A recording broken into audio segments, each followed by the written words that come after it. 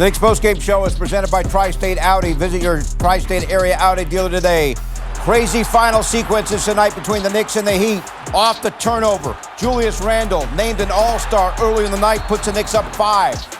Randle here, off of this sequence, Miami called for a foul. They challenged, overturned, so no foul. Miami with the ball down 2, a chance to win. Tyler Hero, not the hero, at the buzzer. The 3 no good, and the Knicks hang on. No Jalen Brunson, out with a non-COVID illness. They win anyway, 106-104.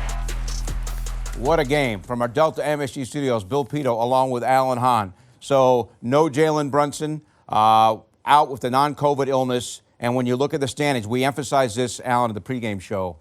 You come into this game, the Knicks are 2 games out of 6 behind Miami. They lose this, obviously they'd be 3 out, but they get the win, and they're now only 1 game behind Miami for 6th position. This a critical win for the Knicks tonight. Critical, at home, of course, as well. But all the things that you laid out, what the standings look like right now with now just 29 games left in the season. I mean, we are getting down to crunch time now, so you are following the standings, you are looking at scoreboards, and you are counting critical wins. And this is one of them. It's not just a head-to-head you look at. It's continuing now. Conference wins are important. That's a tiebreaker as well. So this is another conference win. The Knicks are 19-15 against the East this season. That's a very positive record. A lot of good things happened in this game. A lot of things got dicey late in this game, of course. But for once, luck was on your side, and Tyler Hero does not make that shot in the corner. All right, so R.J. Barrett, we're going to talk to him in a couple of seconds. He had a great game with 30. Julius Radle had 23. And the key, though, when you really look at this, Alan, is how the fourth quarter began. Because you got 7 points from Obi Toppin, hadn't scored all night. And Deuce McBride had 5 key points early in the fourth quarter. Yes, and Obi Toppin knocking down that 3 right there as he got it going. These are critical bench minutes. We talk about them all the time. The start of the fourth quarter is where Tom Thibodeau goes to his bench, and Deuce McBride hits the 3 as well.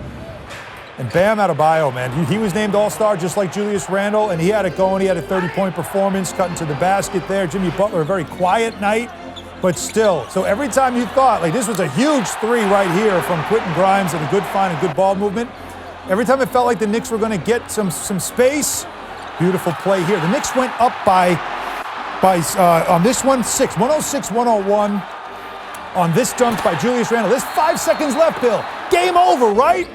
No. Max Strus, or is that Hero hits? That's the corner 3. Okay, so Strus makes it a 2-point game. The turnover, and then there was the last look there by Hero. So what a battle to the end. And the Knicks hold on for a huge win. Hero had a great look for the win. Doesn't go in. Knicks hold on to win by 2. And remember, this is the first of 4 meetings between these 2 teams between now and the end of the regular season. We're now joined by R.J. Barrett. Hey, R.J., congrats on the great win. Tell us about the last couple of minutes. Boy, it was crazy. Yeah, man. You know, Bam had made some tough shots. Tyler had made some tough shots. You know, I think we had a couple of, you know, turnovers today. I mean, they're good at forcing turnovers. You know, me, myself, especially in that last minute, I got to do a way better job. You know, that was horrific, and I'm going to watch the film. But, you know, I got to make better decisions right there. But, you know, we were able to pull it out. You know, we toughed it out any way we could. Isaiah getting that steal, and then we got that dunk. That was huge for us. And then, you know, Ju helping me out right there on that last play was, you know, that was crucial for our team defense and just, you know, who we are. Hey, RJ, tough is obviously the word of the night in this game, especially for you in that second half. You go for 20, and a lot of it was done in the paint. And I don't know if you know this, but the Heat are the best paint defense team in the league. What were you seeing that was letting you get to the paint, or was it just sheer determination? I mean, Coach called my number. You know, my teammates were helping me so much out there tonight, and just, you know, trying to figure it out, trying to get in the paint. Made some passes, guys made some threes. Just, you know, we really shared the balls. Hockey assists, those are huge. Like, we play really well offensively. Just we really playing together. So, you know, that was amazing. I love it. The Canadian talking about hockey assists. Hey, RJ, we all know obviously you weren't out there for the end of the game on Tuesday, but you were at the end of the game tonight in very important minutes. How much does that mean to you? It means a lot, man. You know, that's what I want to. You know, it's what I want to do. It's what any player wants to do. You know, be out there to try to help the team win. And you know, thankfully I was able to do that tonight. RJ, thank you so much for joining us. Congrats on the win, and we'll see you on Saturday night. Congrats to June, man. Y'all hype up Jew. That's big time. Talking there about Julius Radle. He, of course, as we mentioned, going to the All-Star game as reserve. Wally Zerbiak with us, helped call the game tonight on the MSG Radio Network. Boy, when you call on the radio, good things, exciting things happen, huh? Oh, what a game. It was outstanding. The Garden was absolutely on fire.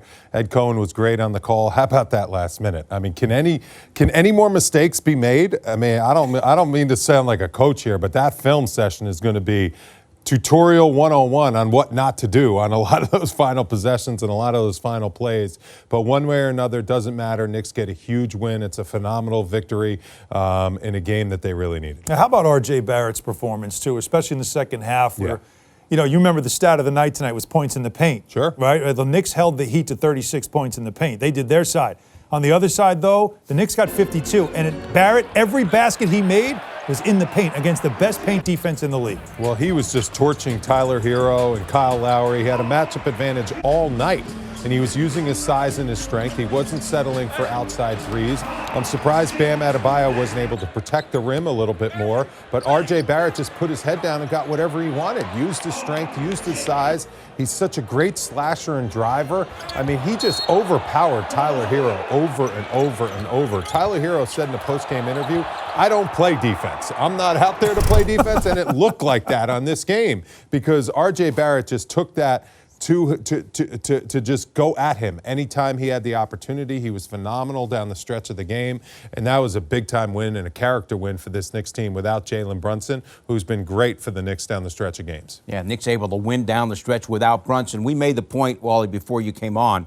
Obi early in the fourth quarter, Deuce McBride early in the fourth quarter combined for 12 points. And that may not get talked about, but that was essential to the win. Crucial minutes. You know, that's the game within the game. Because Obi hadn't scored all night. And Obi's looking to shoot. He's aggressive out there, and I love that. I mean, he's not out there just looking to get those little fast break buckets. He's looking to be aggressive and take the game to the other team because he's not going to get a lot of opportunity to get minutes. When he's out there, he can't turn down shots. He's got to knock down those threes when they're open. He's got a high release. He's got a good-looking jumper. He's been doing that. And those key baskets and key points by McBride and Obi, they are deflating to the other team and when those second units are out there on the floor. He's been great in those moments. Well, before the game, we talked about the importance of this matchup, right? I mean, it's the first of four now, and Bill and I have been talking about it here on the postgame as well. But obviously being in the building, you know, you can feel the energy of it.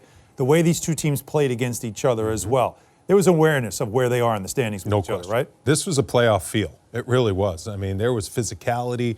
Everyone was arguing with the refs. Every single call, it was like yelling at the refs this, yelling at the refs that on both sides. Yeah. Both these teams really wanted this game. The Heat did not play well tonight. One guy played well. Bam Adebayo. He was absolutely phenomenal. He hit shots that I didn't know he had in his repertoire. I mean, through the legs, step backs, anything he threw up there in the paint, those little fadeaways, he was outstanding. He played great. Jimmy Butler had an off night. Tyler Hero had that little spurt where he made those 3 threes, but you can exploit him defensively. This was a big-time win for the Knicks, taking advantage and getting this first one against the Heat on their home floor. You mentioned Butler. He scored only 10 points. I know. He looked like he wasn't being aggressive offensively. Bam was their guy tonight, but he didn't get enough help. All right, so the Knicks 3 games above 500, and most importantly of all, as we mentioned, now only 1 game behind the Heat for 6th in the East.